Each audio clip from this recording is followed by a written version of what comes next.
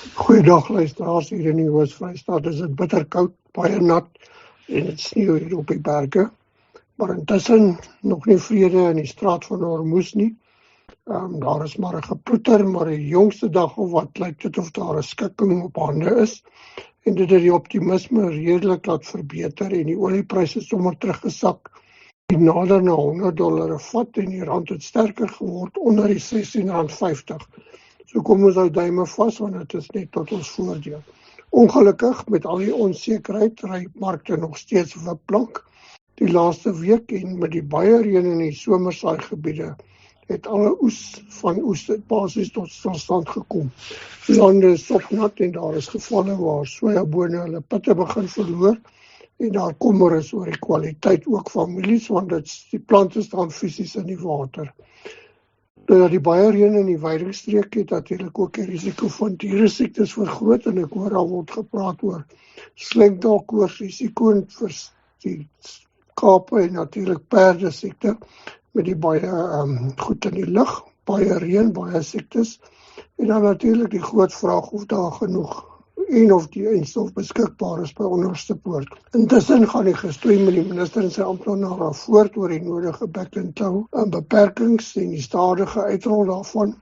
Die minister mik om teen die einde van die jaar so 80% van die beeskudde van 14 miljoen ingeënt te hê, terwyl die beste praktyk vir sukses, wat ons veeartse argumenteer in Argentinië en Brasilië ook is dat die hele kudde in 2 maande ingeënt moet word. So ja, kom ons kyk uit met kontrakte teruggekom van oorseese sogenaamde kundiges, terwyl hy ons plaaslike mense nog steeds ignoreer. Die ontevredenheid onder boere en privaat veeartse is regtig hoog. En ek was daai dag by 'n byeenkoms waar daar gemompel was oor moontlike klasaksie, regsklasaksie teen die minister en sy amptenare weens die miljarde skade wat boere ly, weens hulle versuim om hulle wetlike pligte na te kom. Nou intussen KwaZulu-Natal is die kwarantainevoorskrifte vir slapboere kan nou makliker handel dryf binne in die provinsie. Daar is ook nou privaat navorsing wat wys dat die 12 maande kwarantaineperiode totaal onrealisties is en dit gaan getroef word. Ook die veiligheid van vleis. We gaan ook getroef word, dit lyk asof dit na 2 of 3 weke veilig is.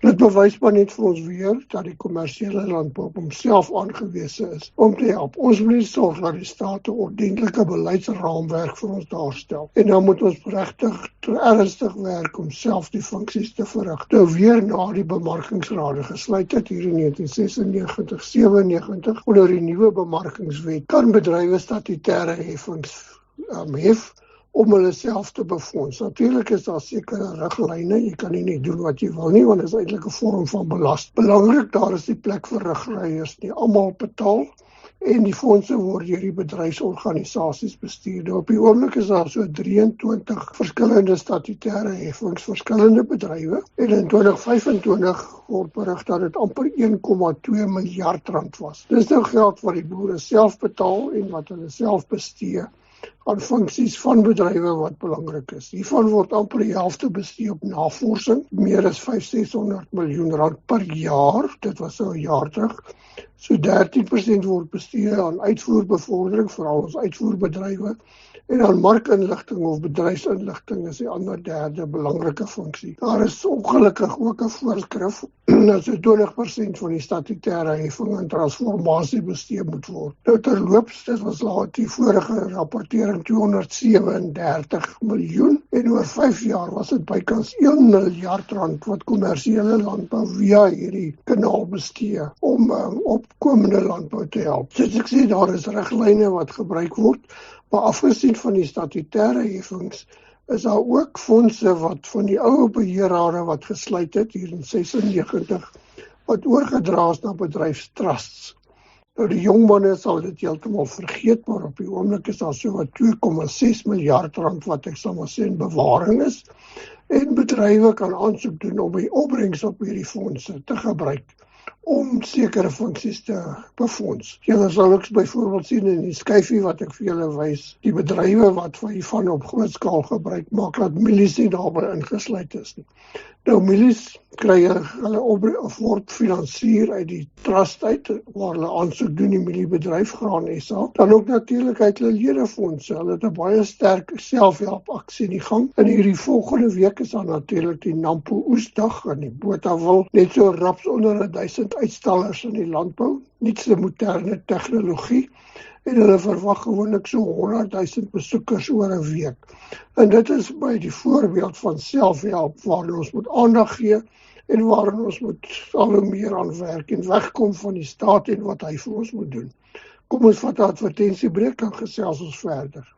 Ons kan nie verseker weet wat in môre se koerant gaan staan nie, en daarom is dit moeilik om risiko's te bestuur. Maar by Skadegenade het jy 'n span kundiges wat jou kan help om dit so koste-effektief as moontlik te doen. Kontak gerus 083-630-8306 of jou Skadegenade agent om jou versekeringsopsies te herevalueer. Jy kan ook ons webwerf vir meer inligting en kontakbesonderhede besoek. Skadegenade is 'n finansiële diensteverskaffer met lisensie-nommer 51779 en steeds die beter manier om jou risiko te bestuur. Welkom terug luisteraars en natuurlik baie dankie aan Skadegenade vir die ondersteuning en wat alles daarmee saamgaan. Ek wil weer vra, kontak hulle, jy kan heel wat geld op jou versekering van jou risiko's bespaar. En is weer wys, soos ek altyd sê, hierdie jaar gaan ons elke sent kort wat ons kan spaar. Nou interessant, diefstal is nie beperk tot die Suid-Afrikaanse landbouunie nie, of landbou nie, skus. Daar is nou ook 'n geval waar daar 'n hofsaak of liewer nie 'n hofsaak is nie. Ons het so ruk terug berig. Rusland het Oekraïne koring gesteel uit hulle silo's uit die gebiede wat hulle beset het. En so skip lê nou op die oomblik in die Israeliese hawe en Oekraïne het aansoek gedoen dat daardie koring nie afgelaai mag word nie en dat dit in terme van klompies soos hulle graan is. Terselfdertyd sien ek in Amerika ook in 'n landboutydskrif groot opwagting. So 'n klomp beeste gesteel op 'n plaas in Ohio, so 2 miljoen rand se beeste, groot ophef daarvan. So lyk by diefstal van landbouprodukte is nie net by ons 'n kwessie nie. Nou terug Amerikaners se plantseisoen, hulle is voor hulle 5 jaar gemiddeld, dit gaan goed, mielies so 38% geplant. Sojabone 33% is bo die 5 jaar gemiddeld en dit gee gewoonlik 'n aanduiding van 'n potensiële goeie opbrengs. Hier by ons, by Chicago, so het eers sy stygtediens gestop, so effens gedaal die laaste paar dae. By ons ry die pryse regtig baie op verplank. Dit was begin van die week R100 op, dan weer R100 af. Op die oomblik wat mielies so R100 per ton laer, hier by 3250 wat dit gedaal het, dit was Woensdagoggend. Geelmielies ook hier meer as R100 gedaal en die so na R3380 per ton. Baie min mielies is gestroop, so 5% en dit gaan maar stadig gaan. Sojaoes, soos ons gesê het, kry swaar. Daar is min gelewer, ook slegs so 20% van die verwagte oes van 2,8 miljoen ton. En dit gaan 'n week of wat vat om af te droog. Hier het pryse ook redelik gedaal die laaste dag of wat, R140 per ton. Dan 6.860. So 'n groot wipplankkryery in pryse. Sonneblom het nie agterweeg gebly nie, met amper R150 per ton gedaal. 8.750. Hier is so amper 40% van die verwagte 800.000 ton oes gelewer. Nou koring, die prys bly maar onder druk, dit bly onder R6.000 per ton vir Desember oestyd, hier by die 5.800. En die seksie 7 komitee onder die Nasionale Landboubemarkingsraad en die Bemarkingswet het hierdie week skynbaar hulle eerste vergadering gehou om te begin om oplossings te soek vir die dilemma van die koringbedryf. Aardappelpryse ook onder druk, hier by die R40 vir 'n 10 kg sakkie, baie aardappels uit die Wes-Vrystaat. Dan in die veebedryf, die markte gaan regtig nêrens heen nie. Ek dink wat vir my sleg is baie boere rapporteer op die oomblik nie hulle back and close nie, want hulle sien nie kans om onder die 12 maande geslote bemarkingstyd te wees nie. Hulle kan dit regtig net nie bekostig nie. Die landbou is op die oomblik onder druk, die vee en die graanbedrywe. So markte is maar lusteloos deur die lang naweke ook waar pryse gewoonlik voor die tyd styg. So klas A beesvleis bly plat R61 per kilogram, klas C ook 56. Speenkamers bly sterk hier by R43 per kilogram.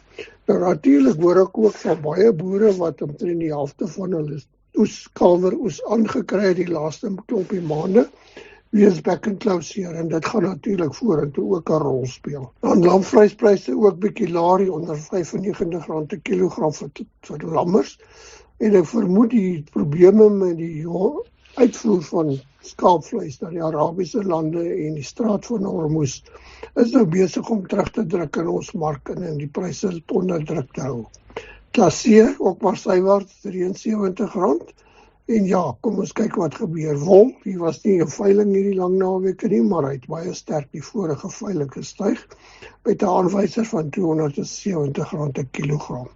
Dan om mee af te sluit, varkpryse effens af 8,39, maar is nog heel wat bo laas jaar se. Ek hoor ook daar is bekkenklouseer besig om groot amok te maak en dit lyk asof die verwagte toename in produksie nie gaan realiseer nie. En dit lyk ook vir my varkvleispryse gaan stewig bly. Terloops, die varkbedryf se statutêre heffings wat hulle spandeer is meer as die bees en die skaapvleisbedryf, terwyl hulle 'n baie kleiner bedryf is as die bees en skaapvleisbedryf. En dit is heel waarskynlik, dink ek, hoekom hulle markaandeel wen en hulle baie goed doen. Hoenderpryse sywaarts, bevroore pryse R35 per kilogram en vars hoender R43 per kilogram, nogal 'n goeie marge daar. Dis nou ex-abattoir vir die boer. Groete aan julle almal, sien julle by Nampo. En bly warm en gesond. Groete van Johan Willemse.